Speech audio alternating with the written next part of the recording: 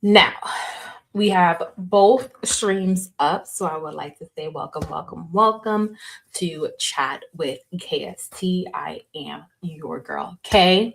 And today we will be streaming live from YouTube and TikTok. And also, for those of you who will be listening later on to the podcast, howdy do. Now, we're definitely going to jump into some topics tonight. They are literally calling Nicki Minaj MAGA Minaj on the internet. So I like I don't know what to say about this, but we'll definitely jump into the topic and we'll definitely explore things as it relates to this MAGA Minaj thing spreading. But before we do jump into the celebrity topics tonight, I do just want to start off the show with a quick quote that I think applies to today's show.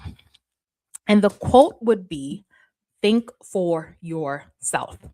I feel like with this whole Nicki Minaj thing going viral, everyone is like, being very upset. And it's just like, no, we're going to have to take a moment. Thank you. Thanks for the likes on TikTok. But we're going to have to take a moment to think for ourselves in these situations. We can't rely on someone else's thoughts to be our own. So that's what we're going to be doing tonight. And I also want to start this quick little game. And how the game is going to go is, so as you guys know, Chat with KST is a celebrity content platform where we discuss the details as to what's going on with the celebrities and we share our commentary on it. Now, I kind of wanted to make it a little bit more fun. Now, I don't know if you guys like it, then we'll keep it, but I want to play this game. So, as we go through the celebrity topics tonight, you will decide what you want to do. Do you want to, after we discuss the story, share our commentary? Do you want to leave them where they at and just be like, all right, we can leave you there? Or we will discuss where we want to take them. Do we want to send them to church? Do we want to send them to the emergency room? Do we want to send them to the lawyer's office, school, wherever we decide to send these celebrities after we are done discussing these topics? That's where we'll send them. So, anyway, welcome, welcome, welcome. I hope you guys are all good. Let's jump in to the first topic of the night. And I just wanted to start off a little bit lighter today because I was like, it's just too heavy out there in the world right now. But anyway, according to the neighborhood talk, unprofessional, McDonald's employees seen wearing pajamas for the holidays. So for those of you who are seeing this on YouTube, take all right, I'm gonna mute that because we don't want to get any copyrights. But these are the girlies in their McDonald's in their not McDonald's, but in their pajamas. Now I do think that this whole with having the employees wear pajamas at McDonald's is a little bit different for us to conceptualize because we are so used to seeing McDonald's employees in their uniform. It's normally a black from head to toe with the little McDonald's logo on the left corner. So now imagine someone walks into McDonald's and they see all these girls, white pajamas, red pajamas, faces all over the other pajamas. It's like, what is going on here? But it does seem as if they were bringing in the holiday spirit and wanted to be festive, right? Not making work boring. Why does work have to be boring?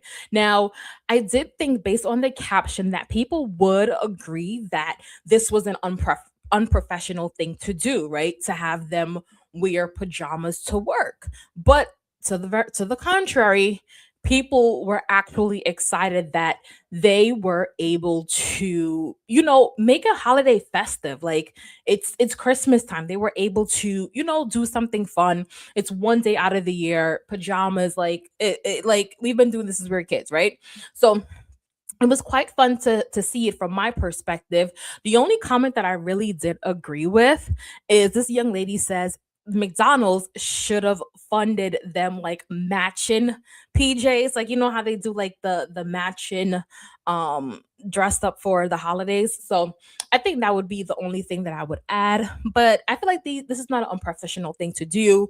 I actually enjoy it. I work in corporate America, and when we do have these different holidays, I remember when we used to be in the office. We do work virtually now. We used to like go in for holidays, and when we do go in for holidays, we would like dress up. Like it would be like a whole theme thing, like, okay, well, what are we gonna do this? I'm trying to fix myself, sorry guys.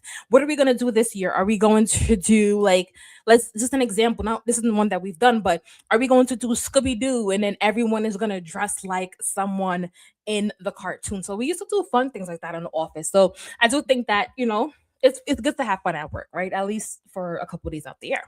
But anyway, let's jump into this clip. Now, honestly, I don't like to post people's children on the internet. I feel like kids should be protected away from the public. I feel like people always have, they criticize us as adults. So imagine what they do to our children. Don't let our children, something be wrong with our children. They'll definitely become critical, and they don't even care for the fact that it is a children. So that child. So that's why I don't like personally like to post people's children. But nonetheless, the reason why I wanted to post this clip here is because it was Blueface actually bonding with his children. Now, we always see Blueface doing some podcasts since he's been out of jail. He's always into some mix. So I do feel like it's good to see the celebrities from both sides. We don't always have to see them in this negative light. Like there was this clip, I think, from a stream where it was Jaden, his son, his daughter, and they were all being like family. So I was like, let me just, add this in and we can take a look. I want to say nice family. Nice family. Yeah. You can read? Yeah. The heck? How do you think he texted you? Good point. Can I fix it? So Blueface is here sitting with his daughter, and his son says something, and he looks over his son like, you can read, like OMG. But we have to also remember that Blueface have been out of his children's life for quite a few years. So he was caught by surprise that his son can read. And this was actually him and his son. I feel like that's good, right? That's showing like fatherly traits. You know what I mean? Like I feel like sometimes like you won't like, not sometimes. I feel like most times you won't get the perfect man or the perfect woman. There'll be a good father, a bad husband, bad boyfriend, or a good boyfriend, good husband, but a bad father. So, Blueface isn't perfect, but I do like enjoy this moment seeing him bond with his son and Jaden and his daughter as well. All right. So now let's move on to some real stuff, right?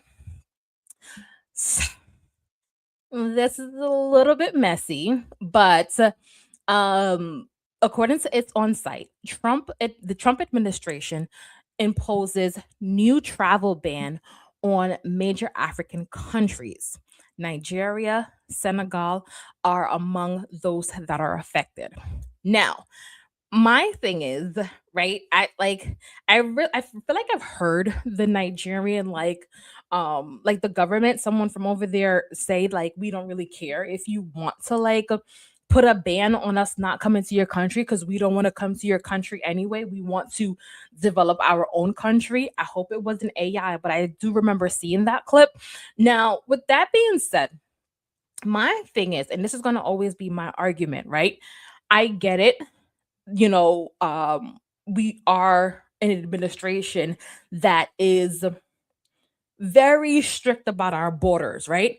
However, I do feel like the United States of America as a whole, when it comes to opening up their borders to other countries who need assistance, I feel like when it comes to African countries and countries that, you know, have the black people there, I feel like they're quick to close their borders, because how can you in one breath advocate to go into Nigeria and assist the Christians there, but then close your borders. So, do you want to help the people in Nigeria? Because if you wanted to help the Christians in Nigeria, you would have been able to like allow them access to remove themselves from a very violent situation. But no, you close your borders. And of course, we have to go back to the whole Ukraine thing, but I'm not here to, you know, go tit for tat. I just feel like that's something about the United States of America. You'll just see that when it does come to certain African cultures or certain black cultures, like we don't get the same grace that others may get. Now I do understand that Trump has a strict policy as it relates to his borders. However, I just feel like it contradicts the arguments contradict themselves. Like, do these Nigerians need help or don't they? And what does help look like for you? Right? And why does help feel like it comes with these conditions and all these different things? And if it does come with all these different conditions, is it really help? You know what I mean? Like, I don't know. And honestly, I've heard a lot about this whole Nigeria Christians and stuff like that. There is a group of people feel like, Christians in no country should ever have to be exposed to this stuff. And there are people who are in Nigeria who say, hey, it's not a Christian thing. It's just a tribalism thing where they're like, fighting for land or something like that. And people are saying, and again, I'm not sure how truth this is, but these are the arguments that are being made. They're saying that America is just now making it about Christians past like Christians being killed in Nigeria so that they can go in and take their resources.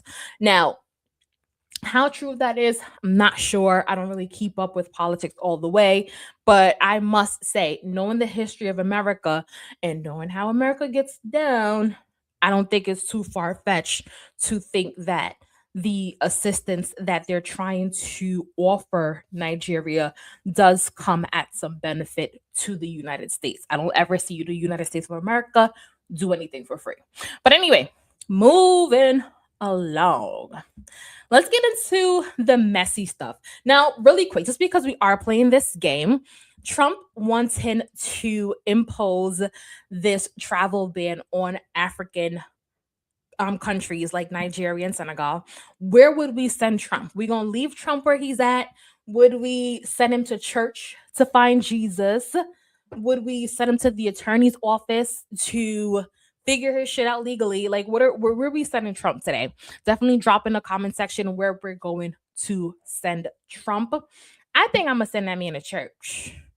I'm gonna send him to church. But anyway, let's jump into the more gossipy stuff, right? So we have 21 Savage who sat down and he did this interview. And in this interview, he did bring up this whole street argument, right? So we all know that from the Young Thug case that Gunna he did release certain information to the authorities, and the authorities then went on to publicize this information. And of course, he got a lot of backlash. Gunna got a lot of backlash from the people that he was around, especially Young Thug. So people didn't want to speak to Gunna because they're like, he's a rat, he's a rat, he's a rat. If you put Gunna name up, they're gonna call him a rat. So now, after time has passed, Gunna said, you gonna call me a rat? I'm gonna go in the gym, I'm gonna lose me some weight, and I'm gonna put out some hits, and I'm gonna show y'all who the rat is, okay? Because a rat sure gonna win this rat race, and that he did. This man has had hits after hits after hits. Now, those same people who hung with Gunna, who was calling him a rat, are now saying, we're gonna leave the street stuff behind based on the 21 Savage interview. And there is this controversial take here where people are feeling like, why is it F the streets? Is it F the streets because you sorry, is it F the streets because you really genuinely have intentions to step away from the street stuff and you feel like, hey, you know what, I have priorities, my children, my wife, my family, I can't really do this street stuff no more? Or is it F the streets when you see the person that you guys X'd out of the group for not being a street person now become successful to the level and heights which you guys can no longer deny him. And because you guys can no longer deny him, it's F the streets as a way to get along with him for the time being. To make getting along with Gunna acceptable because Gunna is now the cool kid on the block. You know what I mean? So I do feel like there are some questions there as it relates to their intentionality. And if you don't believe me, let me pull up this quick YouTube clip. Hopefully you guys will be able to hear it. But I posted this onto my YouTube earlier, and it's just Whack 100 talking to Gunna as about this exact same thing. So hopefully you guys will be able to hear it.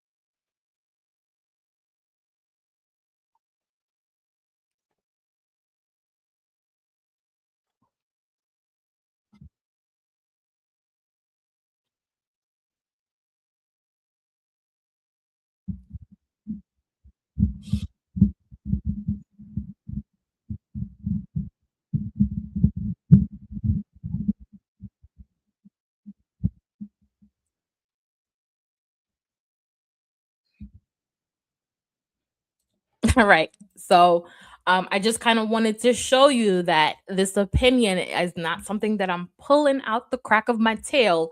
This is actually the opinion of some people within the industry. They feel like it's all F the streets because the cool kid that you guys want to get clout from, you want to get money with, isn't a street guy and wasn't and have never tried to be a street guy.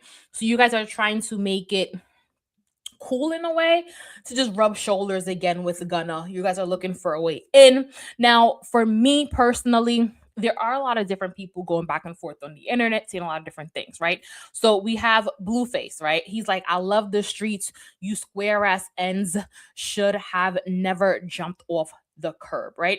So there are people who are sticking beside the streets, beside the street rules and regulations, and the streets is me and I am the streets and I will forever be the streets, right? And there are some people, I think it was K Michelle, I didn't pull up her post here, but K Michelle shared the thought that, hey, like if a guy wants to turn his life around who used to once be a street guy, why won't we allow him? Like, why won't we allow him to do that? Now, I feel like I ain't never been a street person.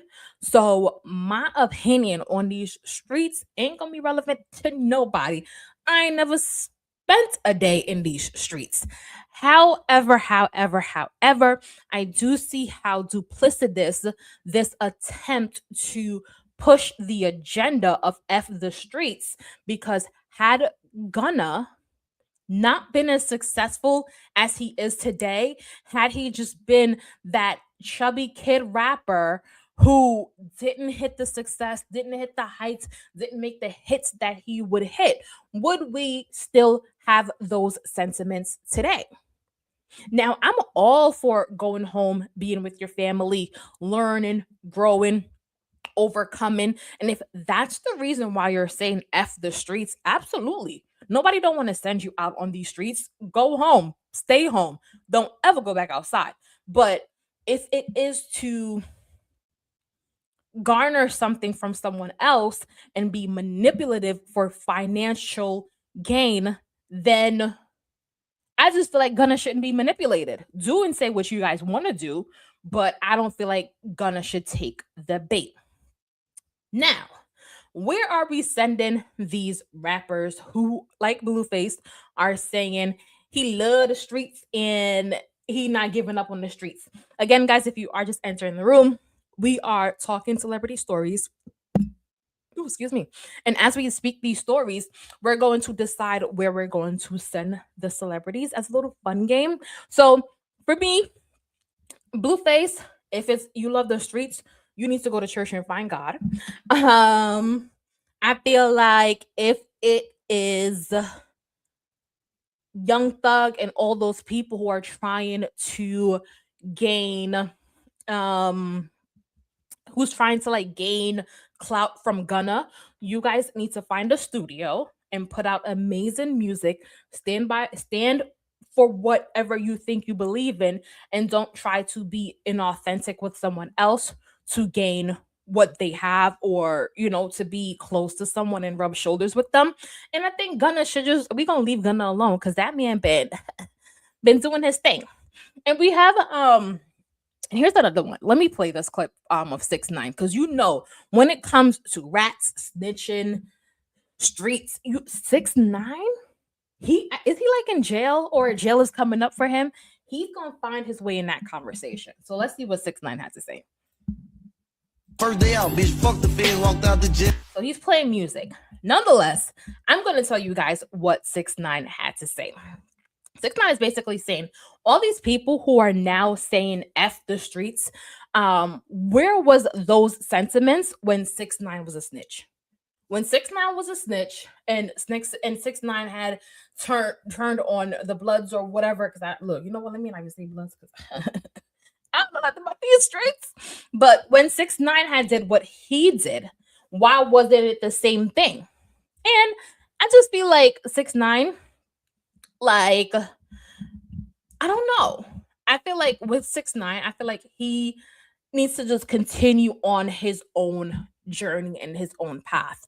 This trial for him to be accepted by the others in the industry, particularly black rappers who are gangbangers or whatever. This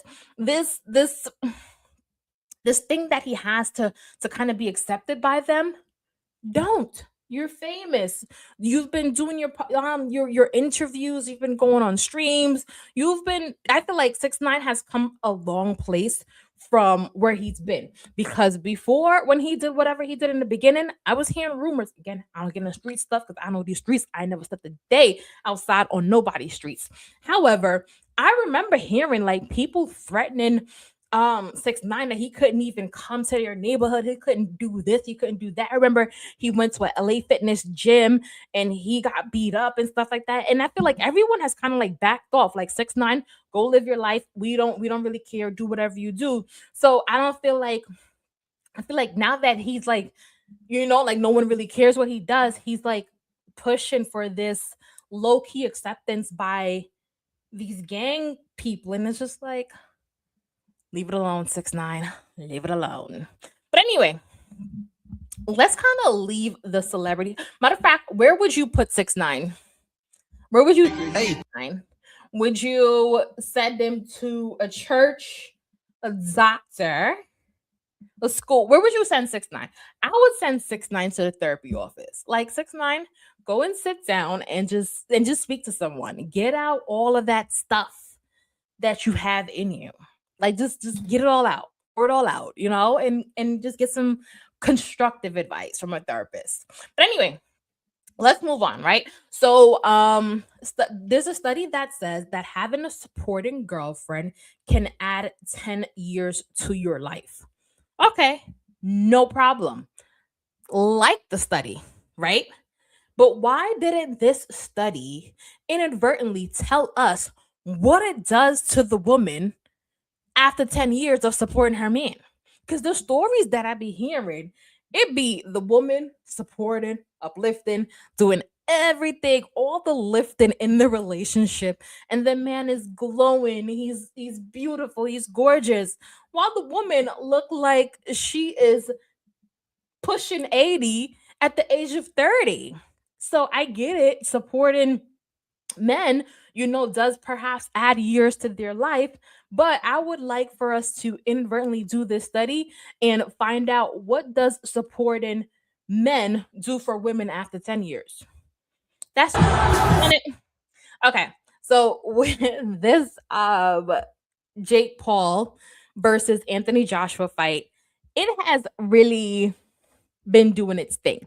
And I don't know. I feel like, because I saw something where I feel like a lot of people felt like Jake Paul won fights that he was never, ever, ever supposed to win, right? However, you can't be mad at the man. He trained, he got in the gym, he did what he did, and he won those fights. Now, I think those people was definitely waiting on the moment to clock Jake Paul's T. Now, they got that very moment when Anthony Joshua knocked him out at this fight. Now, I'm going to play for you guys on YouTube how this whole fight started.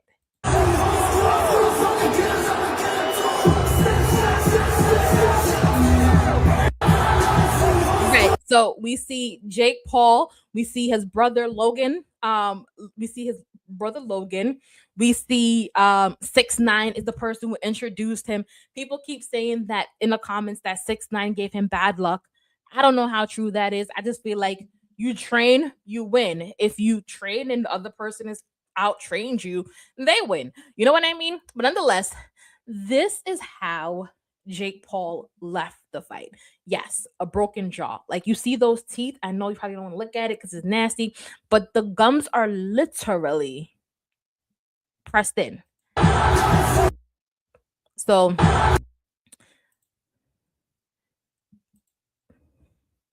that's what did it.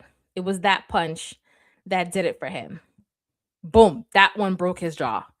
And I think a lot of people enjoyed watching this because, like, I think he like won the fight with like Mike Tyson, but I'm like, Mike Tyson, why would you even go in the ring? You pushing 80, my guy. Like, just go sit down. But I get it. When you do get to certain heights and you feel like you want to make more money or whatever, you kind of go for certain things. But I just feel like a lot of people have been waiting for this moment, and they were able to get it. They were able to get it. Now, how do I feel about it? I don't really watch boxing. I don't, but I have been disappointed by some of the people that Jake Paul was able to beat, and not because of anything other than the fact that, dude, you've been training for how long for this fight? And this guy used to be a YouTuber, just pops up one day and he's knocking you out. Like, is this paid for? And that's the thing, right? Like, that would be like Usain Bolt in his prime. He's been training for, and I can only speak on Usain Bolt because I'm Jamaican. That would be like Usain Bolt in his prime training for these races, and some up and coming YouTuber is just gonna beat him because they went to a couple track meets. You know what I mean? So I do feel like there has been this question, like, what have been going on with these boxing matches? And I'm not going to take anything from Jake Paul, because if you've been training for all these years and this man was able to knock you out and he's been only training for 4 years, then we need to see who was training us. You know what I mean? So in the words of the infamous movie Friday, you win some. but you lose some, but you live to fight another day. Now, where are we sending Jake Paul?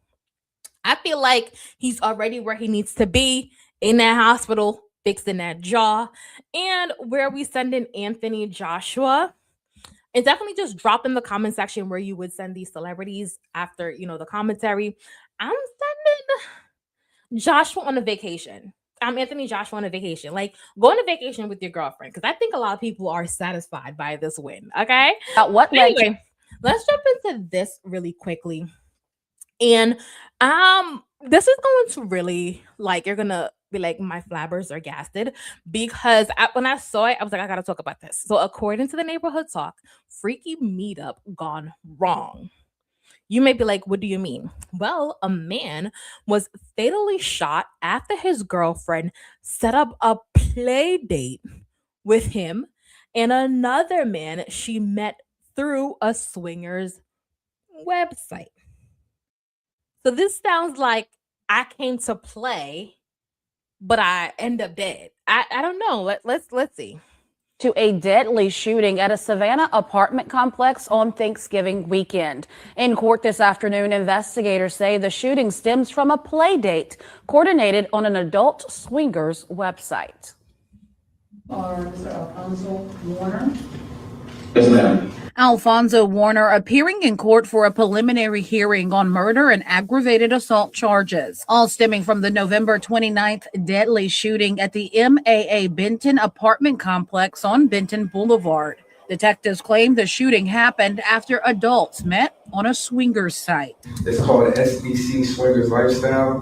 That stands for Seek, Discover, and Connect. Detectives say the victim, 48-year-old Arthur Gaynor, died after he was shot in the stomach.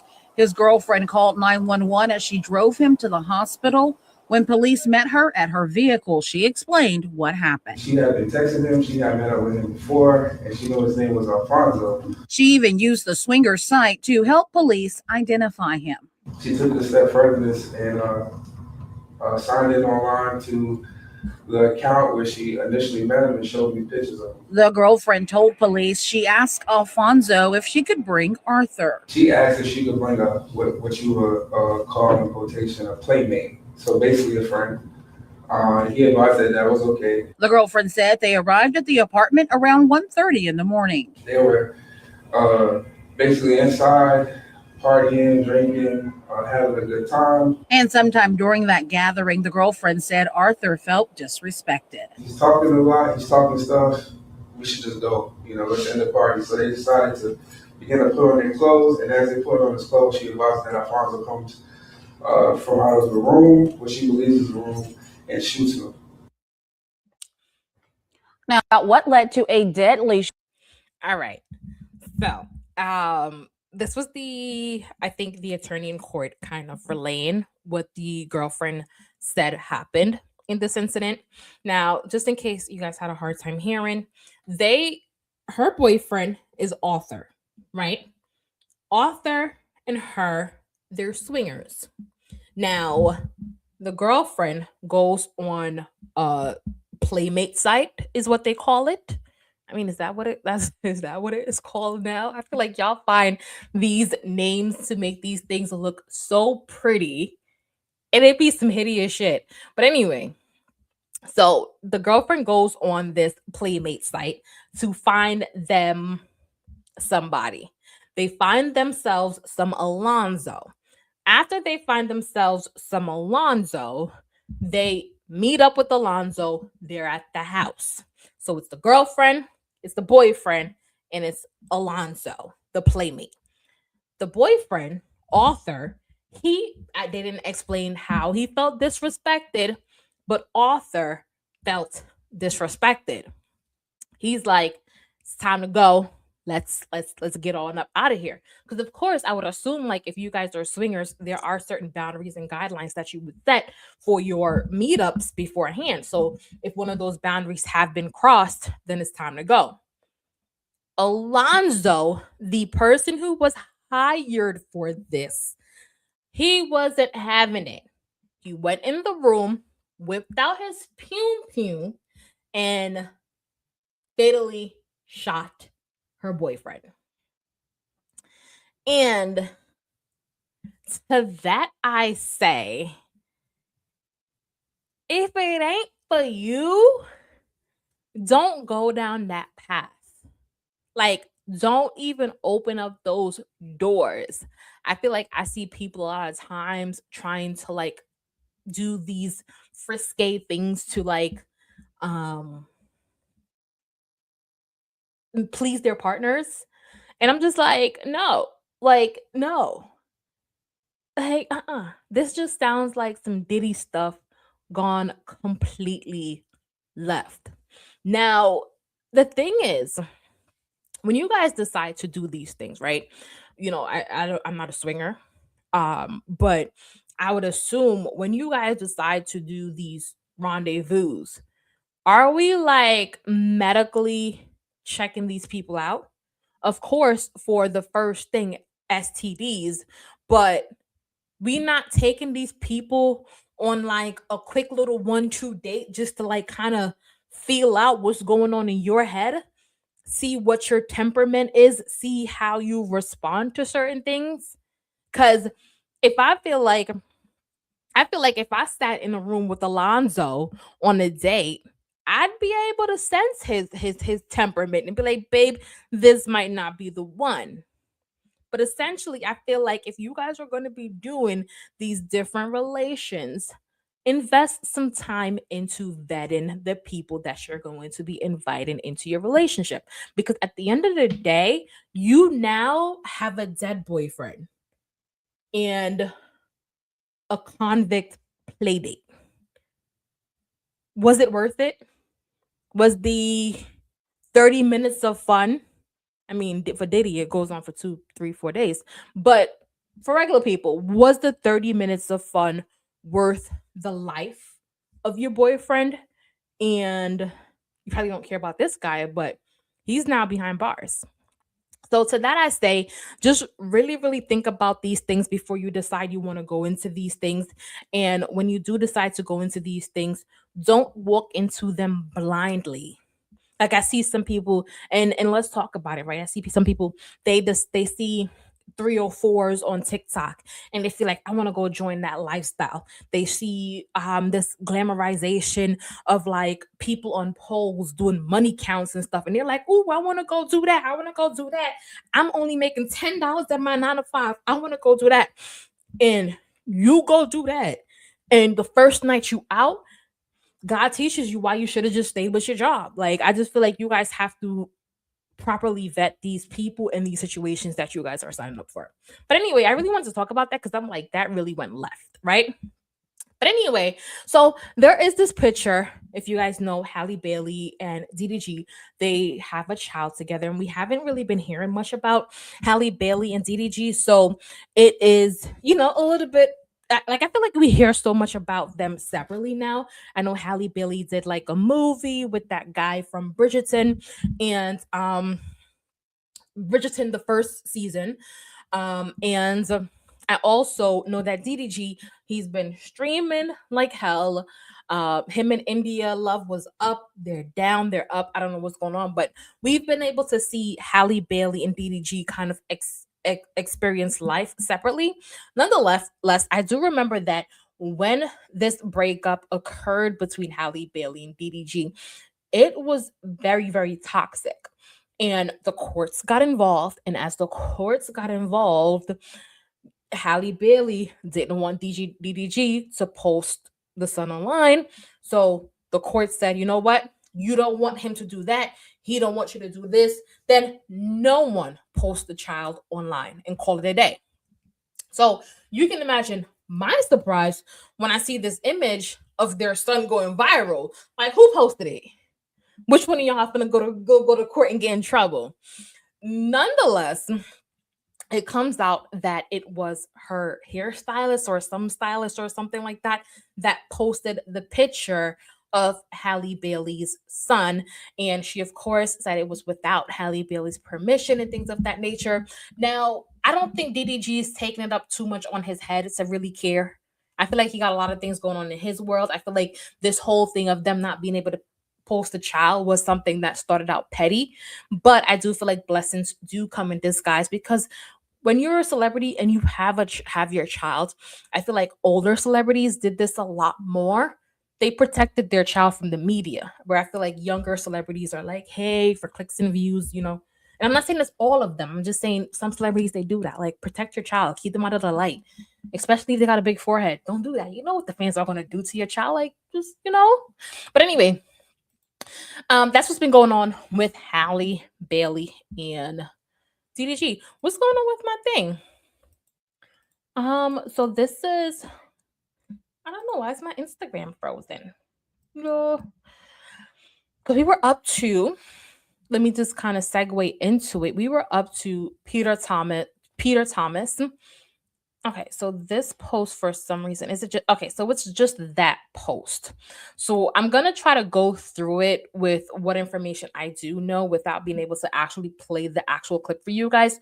So we know that Peter Thomas is behind bars. He's behind bars for some tax evasion stuff.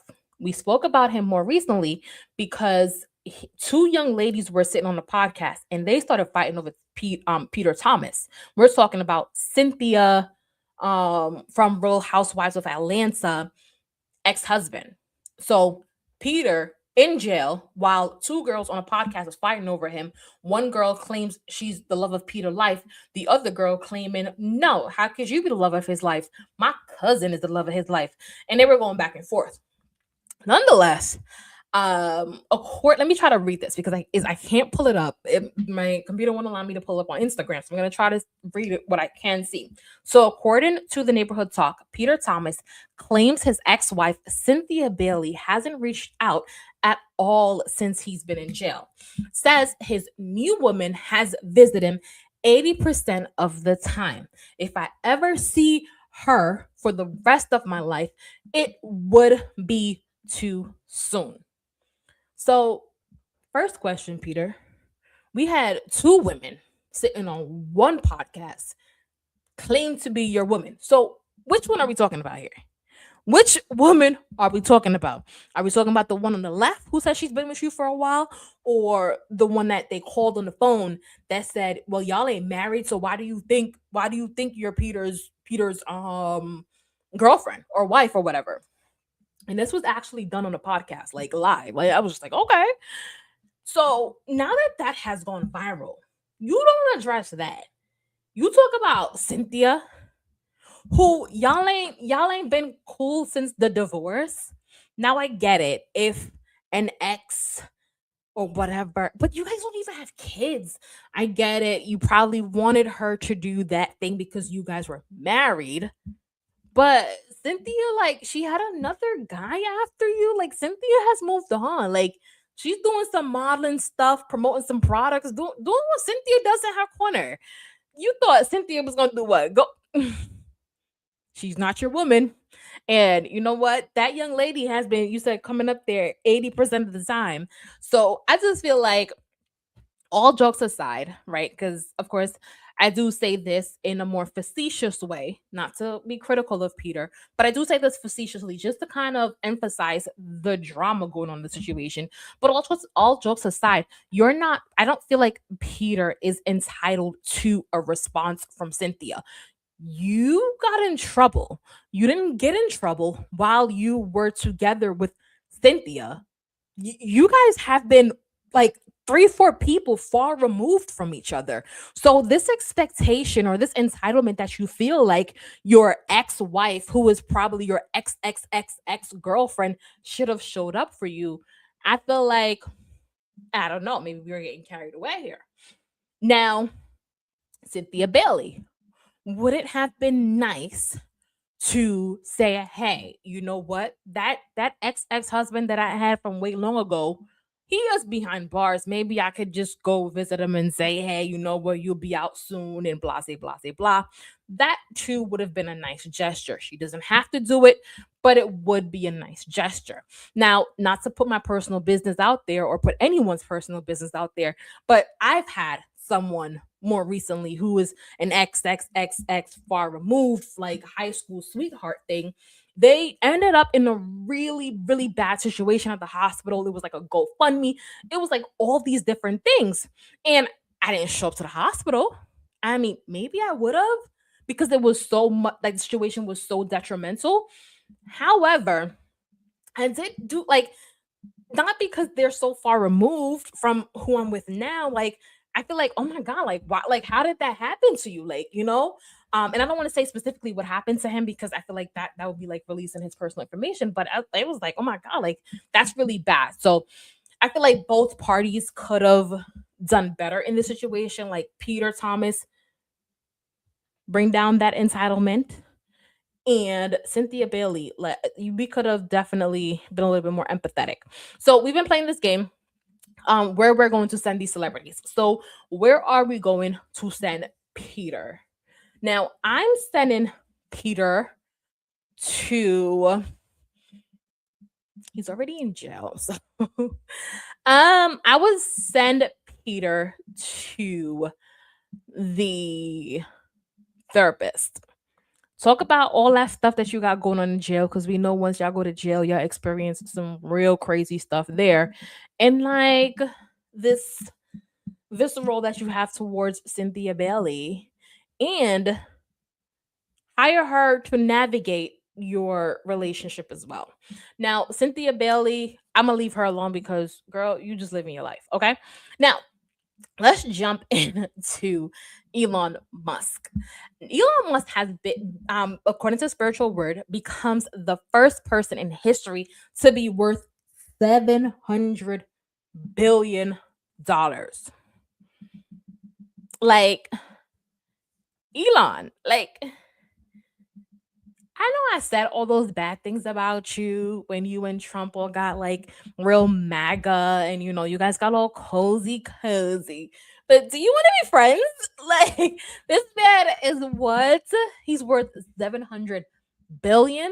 And I mean, look, I feel like if you work hard for your stuff, you're innovative, you come up with all these AI stuff, you're pushing the world to a new level and you make that much money, absolutely. It's your money. However, the part of me who's also a human, who also know of all the different struggles going on in the world, I feel like, and again, it's balanced. I don't feel like a entitled 700 billionaire is able to speak on politics, is able to tell anyone else what to do, because you have the power to literally help countries and you don't do that. So this thing where it's, oh well, you should do this, you should do that, and you know what, cut budget here, and why are we donating this to the, what are we doing with that $700 billion in your personal affairs? Because if you aren't doing anything on your own time, how dare you come and tell the people who are running the world how to navigate and spend their money? I get it, it may sound like, okay, well, he got $700 billion, so we may need to sit in a class and learn from this man so we can come out of this $1 trillion debt we have going on. I could understand that concept. However, you can't in the same breath, it would be like a therapist who is like the most narcissistic, toxic person in their real life, and then they want to come to you and be like, hello, how are you today? And then you're going to pour out all of your relationship problems upon this therapist, and they're going to say, well, you need to do this and you need to do that.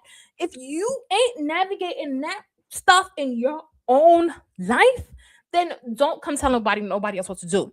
And I'll give you another example. It would be like, and this one is going to be a little bit, like it may offend some people, but this is something that I feel like, right? And this has happened to me personally. So if you are like a really, really heavy doctor, really, really fat doctor, 300 pounds or whatever, I don't feel like you should be giving people weight loss tips. Because one, you may know what you know, but you're not practicing what you're practicing. So if you give me all this information and I don't practice it, then we're just going to be two people who are informed. I need someone who has the information on how to get up and go get it, how to stay consistent, how to actually show up. And I feel like in my personal life, and when I used to go to the gym 24/7, I used to always post content, gym this, gym that, blah, blah. When I gained me a good old 70 pounds, that gym stuff went down the hill. I'm not getting on this internet telling girlies, oh, be like that. No, if I'm not doing it in my own life, how dare I come and tell you what to do? So congrats to Elon Musk on his $700 billion. If you want to send me some this way, I'll gladly take it. But get out of that White House telling people what to do with their money if you ain't doing what you're supposed to do with yours. Anyway, let's move on to these Epstein files. All right.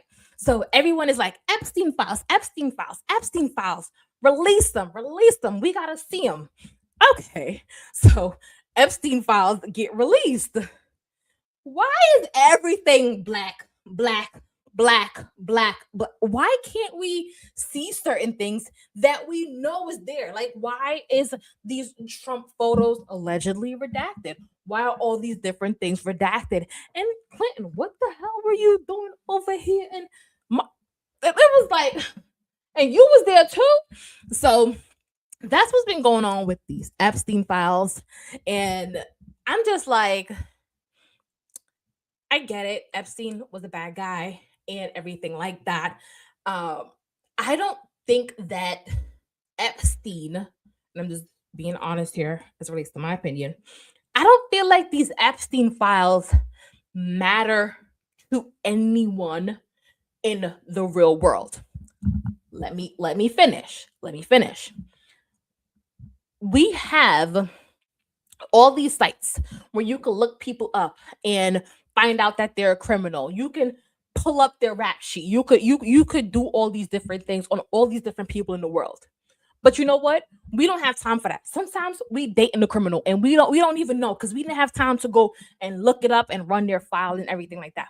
We are all living life. So do we all understand that Epstein is a bad guy and has been doing some really bad stuff? And he ended up dying. Okay. The reason why everyone is so invested into these Epstein files are for the salaciousness. They want to pin every single thing that they couldn't pin on Epstein on all these different people that were at the parties. Now, I get it. If you want to rightfully so expose some people who were up to some really, really bad stuff, go right ahead. But if it's just to say, oh, well, you were in a picture with Epstein on this day and you have no other concrete evidence of anything else, no paper, no numbers, no girl, like if you don't have nothing else, like what is this picture of him and her and whatever going to do for me? You just want to plant it in my head that all these people that was around at Epstein or whatever are just as bad as he is. And I feel like it's more so a political move from politicians and the people who are funding some of these media personalities who are heavily invested in politics. Because I don't feel like people outside of the think about it, people who are outside of politics who don't do media take on politics. Is anyone else really interested in these files? I think it's all just for the salaciousness of it. Now, again, if y'all have a video and y'all want to show us like, okay, well, you know what? Sarah down the block who's worth $50 million was actually doing this and you want to slide it to us, but don't try to do this thing where you try to criminalize somebody for being in a picture with Epstein. Because the picture, last time I checked, don't get you sent to jail. You got a picture with Diddy. Oh my God, you go to jail, you go to jail, you go to jail. I just feel like that's the salaciousness about the whole Epstein files. Unless you show me some real stuff, I don't really care about this man. I got bills to pay, I got mouths to feed, I got things to do. So let's stop playing these media games. All right. So here is our good friend Jasmine Crockett. Now, and we're not going to talk about where we're going to send Epstein because Epstein ain't nowhere to be sent. But let's talk about our good friend Jasmine Crockett, right? So she's responding to the Epstein files being redacted. Let's hear what she has to say. I haven't listened to this, but let's hear what she has to say because I do feel like she is a huge face in the political sphere. So let's listen, right? And again, just to kind of prove my point. So she tweeted something, so I'll read what she tweeted. So you for those of you who are on YouTube, you see how these things are blacked out. So they're trying to lead with, okay, well, these people who have had these files blacked out, they have something to do with it. So Jasmine says, didn't Trump's DOJ really think dropping hundreds of blacked out pages, counted as complying with the law? I know it's a bunch of unqualified folks with no backbone over there, but this is next level. They ignored a lawful subpoena, recycled public records, and conveniently left out Donald Trump. This is not transparency. Again, love my girl Jasmine Crockett. I feel like she's very qualified to be in the position that she's in, and I feel like she takes a lot of digs as it relates to them girls over there that she be arguing with, that them clips that be going viral. They be talking about her hair, her nails, her lashes. Like, what does that have to do with any goddamn laws? How I look. So I get it. However, it speaks to what I just said. We want to catch Donald Trump with his pants down. Let's just admit it. Let's not play these political games. Oh, like go to court, get these attorneys to do this, to do that. We just want to catch Donald Trump with his pants down. Now, he's already president. He got 3 more years. Instead of trying to catch Donald Trump with his pants down, because I guarantee you, that man, he made sure, he said, cross it out. Anything that says my name better be crossed out. That man made sure you guys didn't have what you wanted. And why did you ever think Trump was going to comply with anything? He's like, if my pants are going to be down, I'm going to have to pull them down for you. You're not going to catch me with them down. So I just feel like Democrats need to focus more on the other stuff that is going on in the world. Focus on coming up with ideas to fix the problems. You know what I mean? And I'm not going to tell her that she has to work with this or has to just come up with some ideas, then trying to pull out political scandals. Because I feel like when we do focus on political scandals, it just shows people who want to support the Democratic Party that you guys have nothing else of substance. It was the same mess up that Kamala Harris did, right? She led with the black card. She led with the celebrities. But then after you move the Black Indian card, after you move Beyonce, party with Beyonce, right? After you move the Megan Thee Stallions, what the hell was there? How are we going to fix the world? So politicians, and I spoke about this with the Democrats and the Republicans, you guys are trying to get cozied up with Nicki Minaj. You guys are trying, no, fix the world. We got problems. And not just Americans are looking to you guys in that White Office, in that Oval. It's not just Americans looking to you guys for help. It's like we're all looking for you guys to help. And it's what would you call it? What show would be played in, would we call this? I can't even tell you what drama series is going on at the White House, especially in that Oval, when everyone, the entire world, is looking to you to be this demonstration that you've painted yourself as for all these years. So fix problems. Stop trying to dig up these scandals and expose this and expose that. If you guys focus on the laws and the rules and the bills and all these different things as much as you guys focus on Trump and his taxes and why do we know more about Trump's tax evasion than we know about what is your plan to fix anything? What we know about Democrats. Okay, they want to implement this for this gender thing for children. You guys lead with the most diabolical things. So I don't know. I just feel like fix it. I'm not going to get too political like Nicki Minaj did, but let's talk about the topic of tonight. MAGA Minaj, right? We just ended with Epstein and the Democrats. Let's go over to these conservatives. What's been going on with these conservatives? Because I'm pretty sure Nicki had us all gagged when she came out on stage with Erica Kirk. Girl, what is you doing here? Now, I'm not going to play this because I'm going to play the clip for those of you who are watching on YouTube, but I'm not going to play the sound because I don't want no copyright stuff. But This is her taking the stage. Now, before I give you guys my take on it, I'm going to play you guys what a clip of what Nicki Minaj said. I think the clip is attached. So this is her sitting down with Erica. Okay, so let me play the clip of Nicki Minaj saying what she said in the sit down. With regard to the current administration, what has been maybe the biggest surprise for you, or something that you just really has been put on your heart that you've learned about our president and our vice president? Well, I have the utmost respect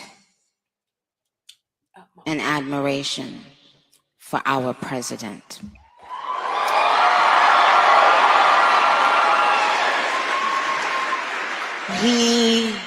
He has, I don't know if he even knows this, but he's given so many people hope that there's a chance to beat the bad guys and to win, and to do it with your head held high and your integrity So with regard to intact. He's from Queens, New York, like me. All right, I want Nicki to like finish, but I like, first of all, who are the bad guys? Because we all thought Trump and JD Vance were the bad guys. So who are the bad guys? Like, let's talk about that, right? And then like she talks about this rapport with Trump being from Queens. Girl, you are on a stage with a bunch of people. The world is watching. We don't care that you guys come from Queens. If you don't get to it, Nicki. Me. So, but what it's shown me personally is sometimes, you know, even in the worst feeling times in your life, you think that you're never going to come back from it, but you do. And our president shows that. He's been through every single thing a person could be through publicly, having to constantly be lied on. It's not really that funny until you are in that person's shoes that's being lied on. You'll never understand what it feels like. That person is a human being. They have a family who has to read those lies. And that's not, and it's just not fair. But be intact. This administration is full of people with heart. And all right, so I'm gonna stop you there, Nicki. Right, and I'm gonna tell you guys this. I'm not someone who embrace my biases. I'm somebody who tries to be a straight shooter, but still maintain respect, because that's what I would like done to me. Now, I see on the internet a lot of people bashing Nicki Minaj. How dare she go and sit down with the Republicans? How dare she claim this respect for Trump? How dare she and this and that and blah blah blah. Now, let's kind of look at things, right? What are the things that you know of the Democratic Party pushing? They've been in control for a very, very long time. What have they done and what has Trump done? Do I agree with his rhetoric? No. Do I agree with this conservative stuff? No. But I do think that for as disgusting of a person that Trump is, and again, I am going to insult some people with this one, as disgusting of a person that Trump has been, I do feel like he was able to, in some sort of way, whip us a little back over that ledge we were falling off of. Let me finish. Now, there is something as being too far right and too far left. And I'm somebody who identifies with the truth being somewhere in the middle of that. So, do we enjoy the Democratic Party? Yes, we embrace immigrants. We embrace the rights of people. We embrace, not having people's rights being taken from them because of whatever. However, when Democrats are pushing, or whoever it was, felt like Democrats, but I don't know the rules and regulations, but I'm going to say it's Democrats are pushing for children to have these operations. Ooh, I hit my lip of transfer, and I'm streaming from TikTok, so I'm not gonna really get into it, but you guys know what I'm saying. When they're saying that teachers can't interfere with certain things, parents, if their child want to get this, then parents have no say into it. Excuse me? I feel like that's where Democrats lost the parents in this. It's like it would be like Disney, right? Pushing their content to the kids. No, it's not the kids that are going to be making these decisions. It's not the kids spending these money. It's the parent. And until you're 18, I'm responsible for you. So how dare you guys push these regulations and tell me that I can't interfere with certain things as it relates to the child, right? When it relates to gender, identity, transfer of certain sex parts or whatever, we can't interfere. Teachers, parents, hands off. It's just up to the child. But if my child misses a day of school, you pulling up to my house wanting to take me to jail? If my child goes out there and do anything in the world, I'm held responsible for that? If my child does anything under the sun, the parent is getting called. If he or she is responsible for anything. So, how dare you guys try to push this insane thing upon people and think that people are going to just be okay with it? And I think that's something where, like, again, like I said, we were going too far off the ledge. Now, I'm not saying you can't be who you are. I'm not saying you can't do and navigate this world within your truth. But because you are a child, and I do have to think for you, I have to feed you, I have to clothe you, I have to take care of you from you are a baby, because you can't do that on your own. That's the responsibility of the parent. So when you are 3, 4, 5 years old and you want to box that kid over there for taking a toy, it's my job to intervene and say, hey, baby, you're not thinking rational right now. Your thoughts on rational. You want to box a child over a toy. It makes no sense. And for you to interfere and impose on us that we can't tell a child not to do something if they want to do this and excuse me. So in every other area, I'm responsible for my child and I think for my child, but now the government steps in that area, and I think that's where the Democrats lost a lot of parents. It's not an LGBTQ thing, it's not a heterosexual thing. It's none of that. It's about mothers and fathers who care about their children, who have to raise their children. And when you have to raise your child and you are responsible for your child, you don't care what your child do when they grow up. But as long as I am responsible for you, I'm not making you go and get these different surgeries altering your body for the rest of your life. Excuse me? And I tell you, if my child is 13 years old and go get breast implants, I'm going to jail, right? If my child goes and get a BBL or a tummy tuck at 12 years old, I'm going to jail, right?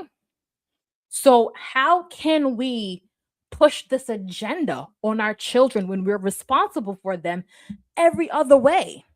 And I feel like as parents, as a parent, like we don't like that. We don't like that.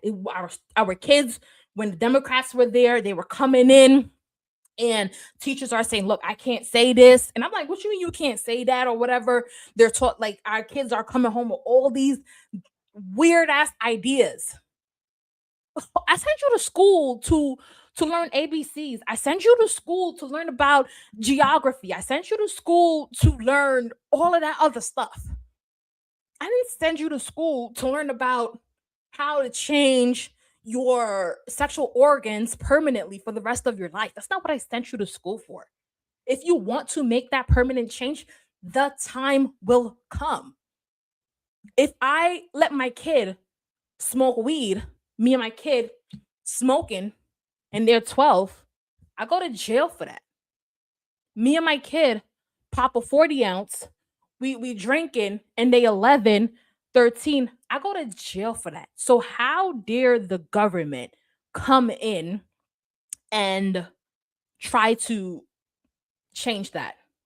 And I feel like in this instance, they lost the parents. So when Trump came in, do we like him? No. Do we know he's full of crap? Yes. However, something that was a really big issue for parents, he corrected it. He fixed it. And I think that a lot of parents can appreciate it, especially parents in certain communities who the government ain't never done nothing for me. Ain't never done nothing for us. Ain't never paid a bill. The government don't do nothing around here. So for households like that, we appreciate the backing up off of our children's private areas, because that's what we as as parents teach our children. These are your private parts. You go to school, you protect yourself. We'll figure out the rest as we grow older. And that's it. Now, other parents are going to navigate their household however they want to navigate it. But I don't think it should be up to the government to tell us that. So I feel like a lot of people resonated with that. Now, again, I'm a straight shooter. I'm not biased, not because I like Nicki Minaj, not because she's my favorite rapper. I'm not going to ask you, what the fuck is you doing on this MAGA ass stage? What are you doing here? You have a platform. You have a lot of people listening to you. And I feel like if you were going to be in the rooms that you are in, I feel like Nicki should have spoke truth to what she believed in. Hey, look, Erica, your husband, I heard they murked him the other day and yada, yada, yada. Trump, you speak truth. I don't always like that guy. You don't get up on here and act like there aren't clips surrounding the internet of you looking at people when they bring up Trump and you looking at them like, I get it. Can you gain respect for someone? Yes. But I think Nicki Minaj in that moment, if you were going to be on that MAGA ass stage, right? Turning point, you would say all these people who are paid, have donors, who are pushing all this damn rhetoric and bullshit out into the world.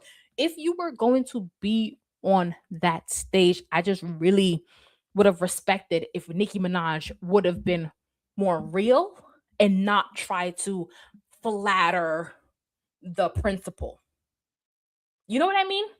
I feel like, hey, look, some of the, like, Erica, have you met our president? Do you realize that some of the stuff that he say, I wonder if he's there?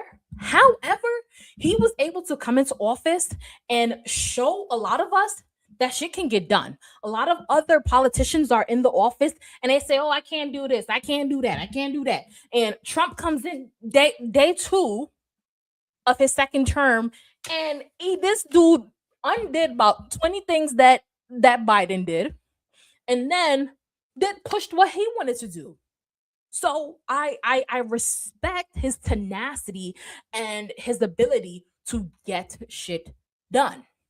And I do also understand that you guys, have all parties and Republican, Senates and Congress and all these other things. So you guys are probably able to do that. But I'm just appreciate that you guys were able to get shit done. Now, the shit that you guys got done, and I shouldn't be cursing, sorry, God. The things that you guys got done that I actually like was A, B, and C. But that thing that you did at W, I ain't like it. And I don't think my people like it either. But again, let's have a transparent conversation, because Nicki Minaj, and sometimes people do say this, that she doesn't do all her homework. I don't feel like she doesn't, but sometimes when she navigates these situations the way that she do, people can draw that conclusion. My argument would have been, we're here for Charlie Kirk.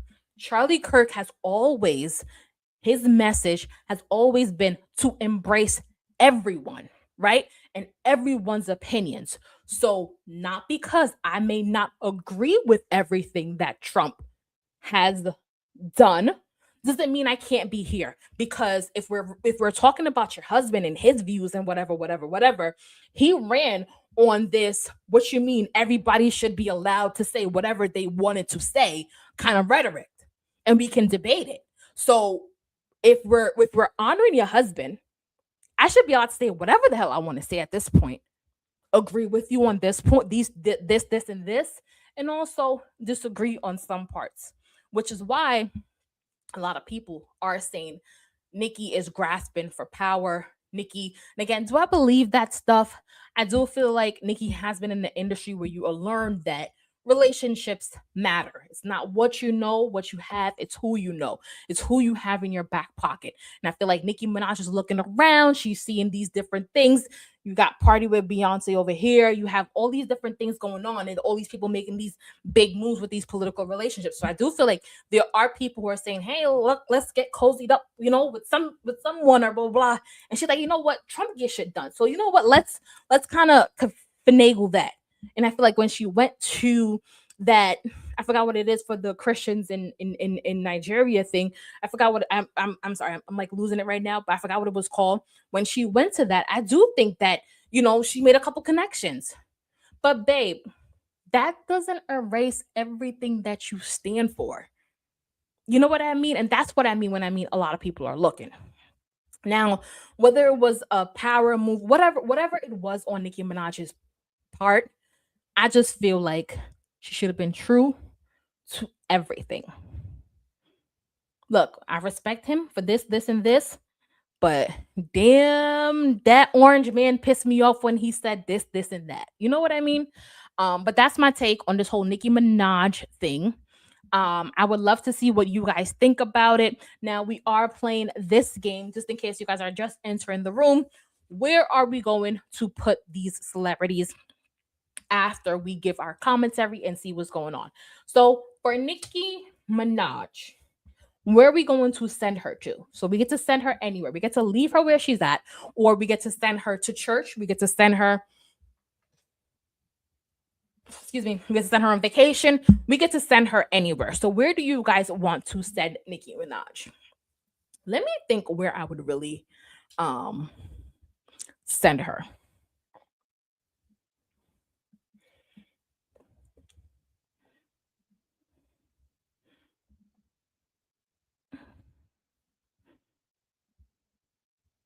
I think because Nicki has had this strong stance on Nigeria, I think I would send her to Nigeria so she can actually see what's going on there and speak with people.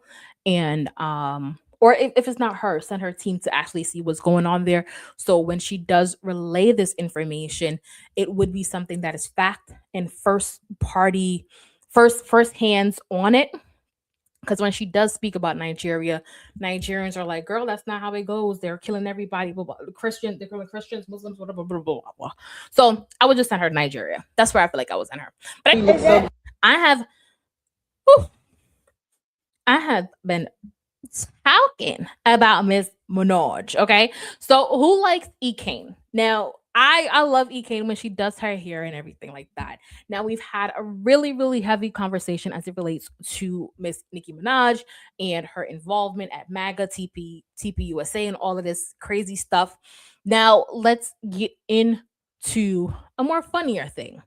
So Ekane is out at a sea broil place. You guys know that when you guys go get the seafood and they do all of this crazy stuff, and she has her 6-year-old son next to her. Now he's having an allergic reaction. Just in case you guys can't hear her, he's having a allergic reaction. Let's hear what Ekane tells her son. Different he do. What your lip look? Are you doing that, Meeks? Do it regular. I'm not doing that. Are you allergic to? Why your lip look like that? Allergic reaction. Can you breathe? Can he breathe? If you're allergic to, what are you allergic to? What is he allergic to? He only allergic to peanuts. Girl, he allergic to something that's people broil. I'm gonna finish my boil. Once you can't breathe, let me know. Did you guys hear what she said? She said she looks over at her son. His lips are swollen shut. And she said, "Can you breathe?" Her son is like, "I'm fine." And she's like, "I'm gonna finish my boil. Once you can't breathe, let me know." Like, he can't. If you don't grab that child and take him to an urgent care hospital, get the Benadryl, do something. OMG. But I just feel like Ekane is a good old cackle. Like, how you look over that and let your child and be like, let me know when you can't breathe because I'm trying to finish this food. Okay. I was watching this with my daughter and she cackled. Okay. As far But okay, so let's get into another serious conversation, right? So according to the neighborhood talk, y'all feel him? T.I. doubles down on his statement that church is a show. Says religion is a way for humans to hide behind God to control other humans. Sorry, I was kind of looking at how long I've been streaming. It's been an hour and 22, probably another 20 minutes and we're out of here. But let's listen to what T.I. has to say about Christianity or church. as religion goes, I feel like that's a way for humans to hide behind God to control other humans. You dig? And, you know, it's unfortunate that that's the case. But those who can't see it and who still, you know what I'm saying, on the hamster wheel, I just say, you have your own access to God. And he don't need no money. He don't need no money. He's straight. If your God need money, you need to come see mine. But again, like I said, it is unfortunate that it does turn people away from going to church. Business and a show. I know. I get it. That's what I'm saying. I'm getting it. That's why I said it's unfortunate because it wasn't meant to be like that. But my grandmother, she would church going, but my grandmama too. Right. That's where I learned it was a show. Was it what? It was a show. Like from your grandma? Man, yes. I see. I mean, like I said, I see it, but as long as you have your own personal relationship with God, that's what matters the most. God, you know? As far as all right. So this is just the second clip of him. Religion goes, I feel like. All right. So I'm gonna let you guys know I am Christian mommy church every Sunday. I love me, my God, my one and only God. And I saw this sentiment echoed online more recently. And they say, if you go to someone's house and you notice dirt on their floor and you notice dirt, a little bit of dust on their furniture or their tables or whatever, don't go back. And it's not because that person's house is dirty. is because your heart is dirty. Now, I'm not saying that T.I.'s heart is dirty. I'm just saying in any situation that you walk into, there is good and there is evil. And you have to know how to navigate those spaces. So maybe the church that you went to before wasn't the church for you. So if you love God and you are dedicated to having a relationship with God and fostering that relationship by being around other people who are Christ-like, who will call you up and instead of talking about gossip or instead of talking about what's going on with this dude down the block or whatever, and they'd be like, "Yo, let's get into a Bible study. Like let's talk God."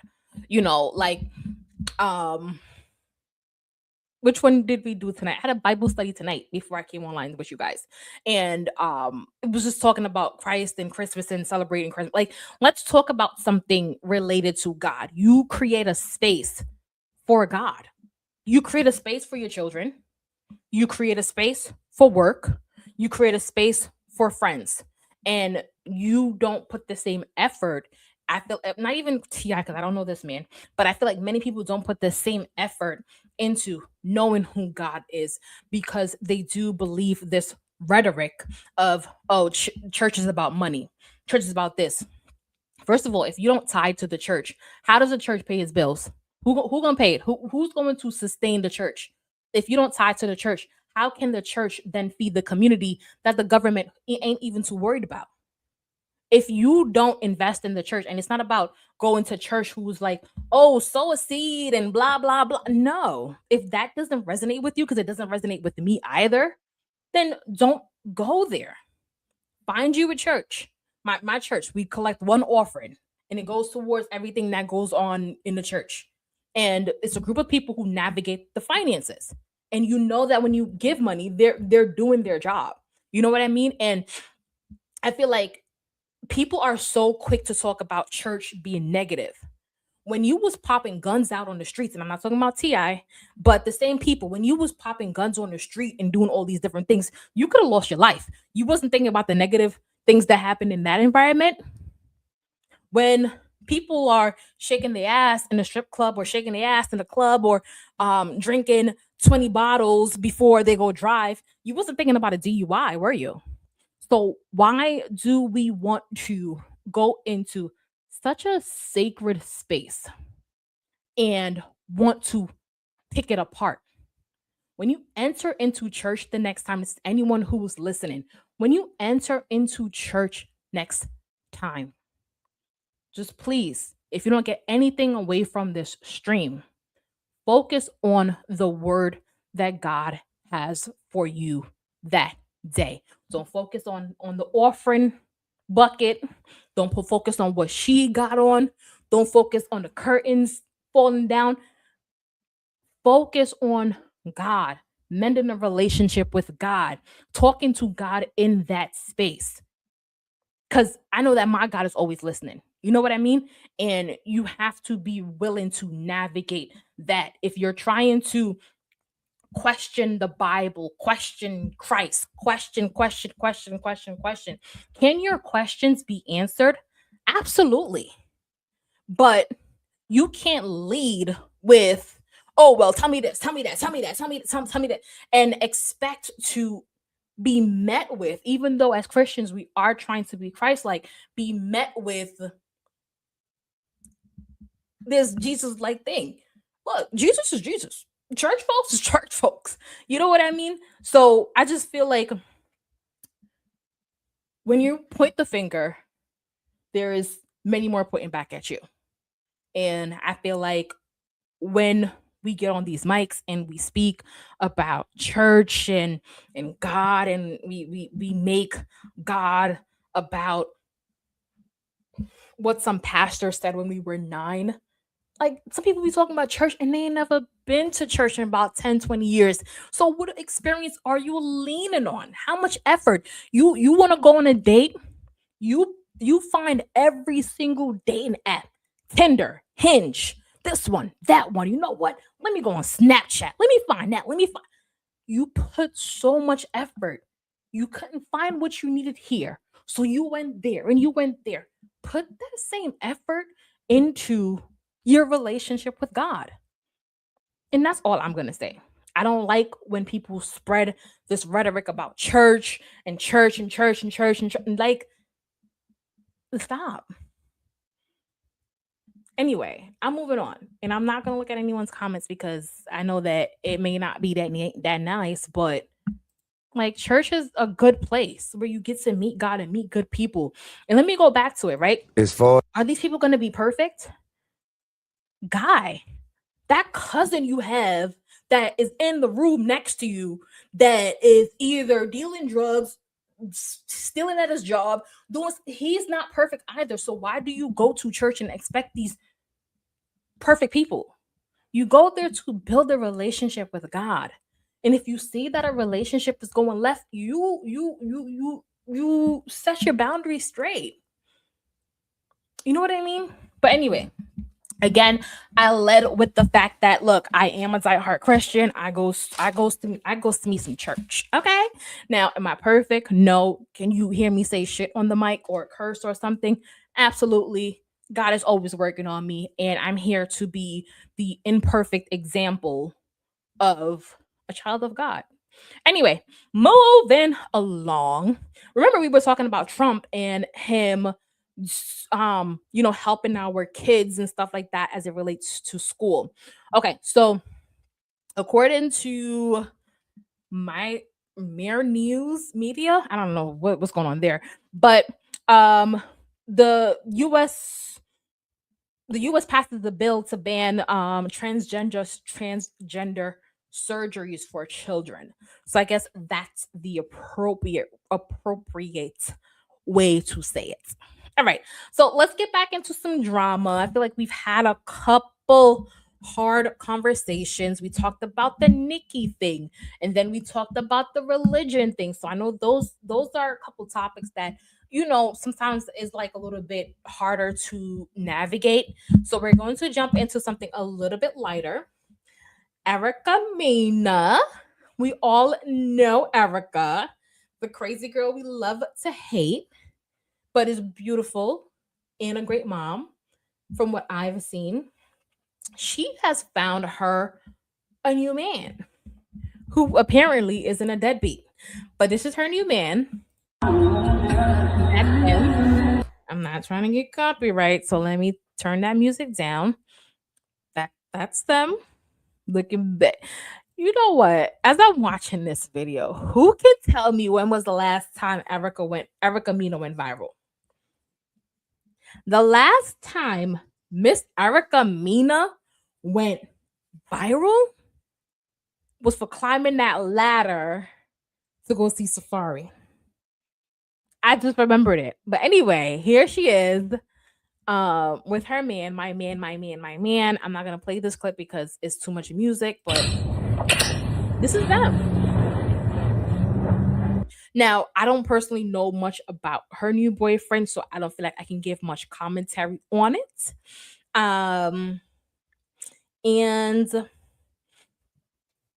Excuse me. I don't think I can give much commentary on it, but I feel like whenever a girly can grow up and anytime a girly can grow up and meet somebody that she feels like she's leveled up from her past relationship, I think that's always a beautiful thing. I don't feel like we need to compare apples to oranges. You've been through a bad situation with Safari. We kind of told you he was bad, but you went into it anyway, which is totally fine. We saw you climb over that ladder to get into that house. That too is in the past. Embrace your new relationship. Embrace it. I wish her all the best. I just feel like celebrities sometimes should keep their relationships off the internet, and y'all gonna hear me say that a lot because I feel like once you make your relationship public, a million voices are now a part of your relationship. Real slow. All right. So Keke Palmer and Blueface. Now we are like an hour and a half in. And my mouth is tired. I don't know if y'all see me drink all the water that I've drank and juice. But let me do this really quickly on the stream. Howdy YouTube. Do you guys want to talk more topics? The next topic would have definitely been the stream with Kiki Palmer and Blueface. So let me know if you guys want to talk new topics. Now I'm waiting for TikTok. If I get an answer from TikTok, then I'll like kind of decide. I'm just kind of reviewing what we have left. So we have Blueface and Kiki Palmer. We have Blueface and Ray J. We have Ryan Garcia because Blueface was definitely liking his wife pics. We have Tory and Megan the Stallion because Tory Lane's attorneys are feeling as though Megan the Stallion. Matter of fact, they're not even going after Megan the Stallion. They're going after the district attorney who prosecuted Tory Lanez because they say, hey, what 60 of these claims were fraudulent based on the new paperwork, I'm assuming, that came out at trial with Milagro Cooper. So when she sued the blogger Milagro Cooper, she had to submit some stuff to try to prove that this blogger defamed her, and I guess Tory Lanez is allegedly looking at it with his team, and they're like, hold on, this is the doctor's stuff, but wait, you gave us this, so what is this and what is that? So Tory Lanez and his team is looking at all of it as fishy. So that's a conversation to be had and dive into. We have a mother of 6 who turned down a 5-year plea deal and was actually sentenced to 20 years. And yes, I did say a mother of 6. She was sentenced to 20 years for targeting elderly victims in a $200,000 case of identity theft. Now, I'm not gonna speak too much on that because I really do want to save my commentary for when we do delve deep into the topic. However, I was on TikTok the other day. I was scrolling through, and this girl was like, "I didn't know that CPNs are illegal. Like, what is a CPN? Like, this girl told me she was gonna help me to get the apartment, and now the cops are at the apartment, and the apartment is finding out that is the wrong information and social security information that I gave to them people." Now, in light of this mom being convicted and so now having to spend 20 years away from her 6 children for whatever her identity theft was, if you go to apply for anything in this world and you ain't some CIA, some government official working on some I don't know, some plan, some scheme that Todd set up to get back at them at, and you are utilizing anybody else's information, you are scamming and you are scheming. So let's make that abundantly clear. Because we fall into these quick money schemes and these things, and I saw it online and she got a lot of money. But baby, I never used a CPN. I never talked about a CPN. All I saw was the 3 letters CPN and get the apartment. Nah, that's sketchy. And I just knew it was a scam. So anything where you're submitting any information that is not yours, not your name, not your social security, not your address, it is a scam. And for you New Yorkers who be putting the address for them down south addresses, because I worked for an insurance company, a car insurance company. Y'all talk about y'all live in Florida, y'all live in Texas, y'all live in Georgia, just to get the insurance rates down. That too is a scam. Okay? It all is. It's evasion. All right. So, as minor as you think it is, putting somebody else's address on your insurance paperwork, like, why does it matter? Like, I have insurance. Yes. And you can get in trouble for it. And if they find out that you're doing it, and you get into an accident, your claims can also be denied for it because you sign these policies that you're supposed to be truthful in. But anyway, didn't mean to dive too deep in my old job.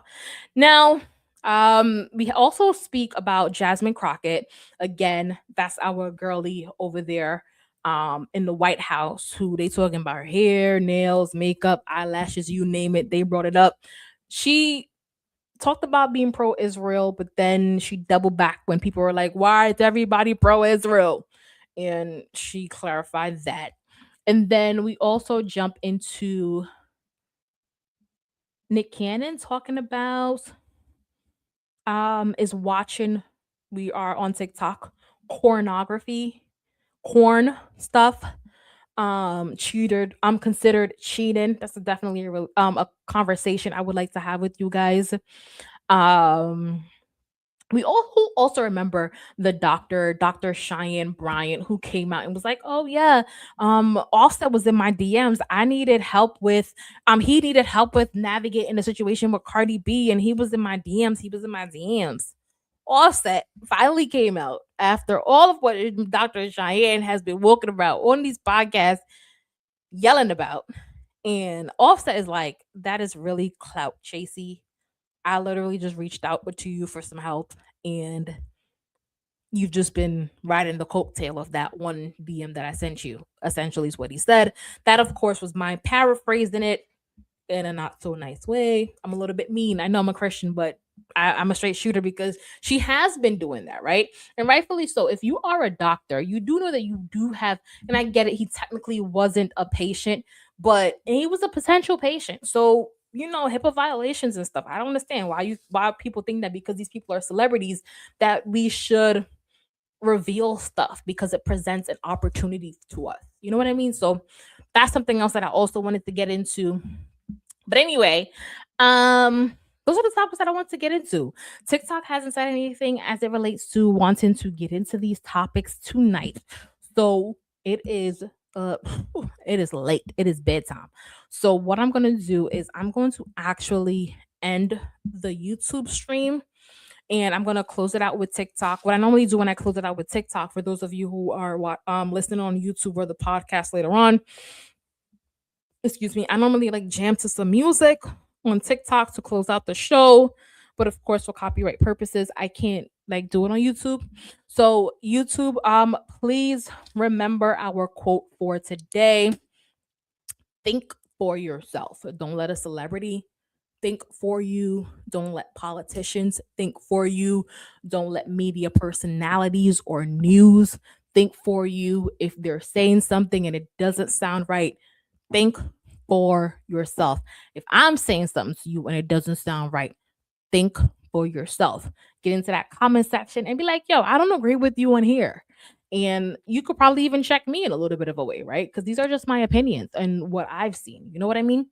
And I did forget to play our little game as we're closing out the show, as it relates to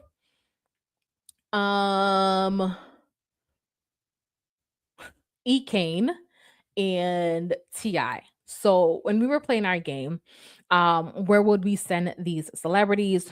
We sent Nicki to Nigeria just to kind of learn a little bit more as to what's going on there.